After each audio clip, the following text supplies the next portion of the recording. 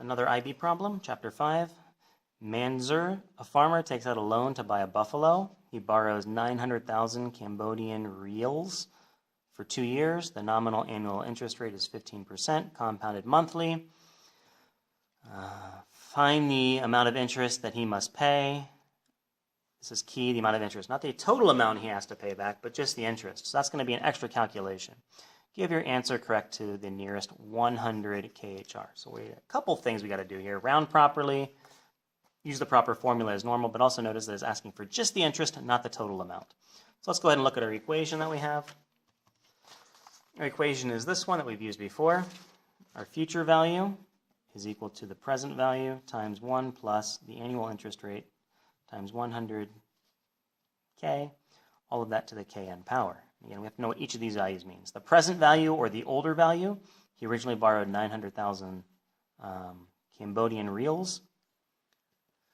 The annual interest rate, so we have to know what each of these numbers means, variables means.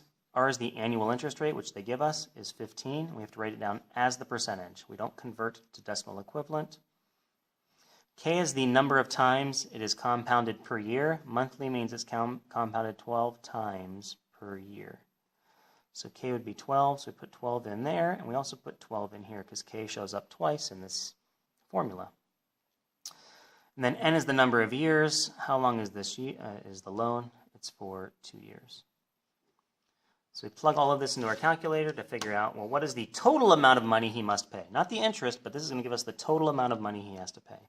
So I'm going to do this piecewise. I'm going to deal with this part first. 15 divided by 100 times 12.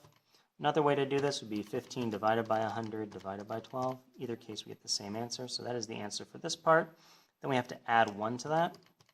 So that's the answer to this part. And we have to take that to this power, to the 12 times 2, or to the 24th power. And that is now the number of this thing. And this thing has to be multiplied by 900,000 to give us 1,2,1,2,6,1,6. That's a number. All right. Let me make sure I wrote it down correctly. I did. So this is the total amount he has to pay back in KHR, which is not what they were asking for. They're asking for the interest. So the interest would be the difference between these two numbers. So I take this value and subtract out the original 900,000 KHR. And I get 312,616 KHR. But now it says round to the nearest 100, so I have to round to the nearest this thing. Because the number after it is a 1, I'm going to round this down or keep it the same.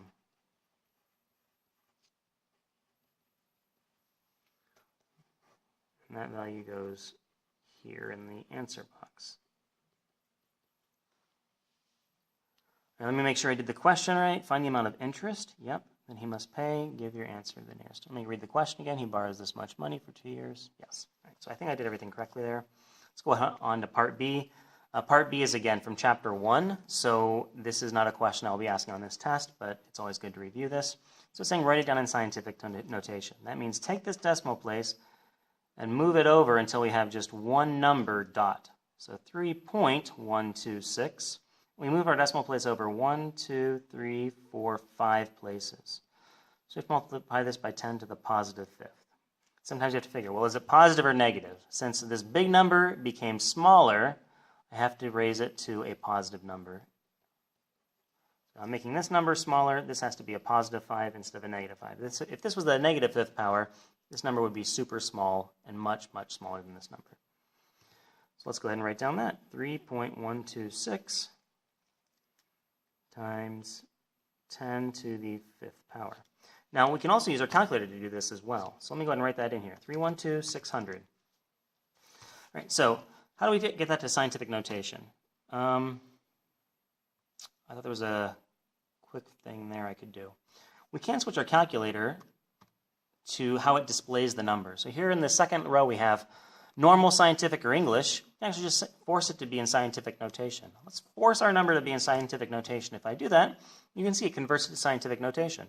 3.126 e to the fifth. What you have to know is e to the fifth means times 10 to the fifth. This is not a valid answer. If you were to write down on your test this, it would be wrong. You have to know how what the calculator means when it says e to the fifth. It means times 10 to the fifth. And of course, we need to go back and put our calculator back in normal mode because we don't want to keep having our numbers always be in this mode.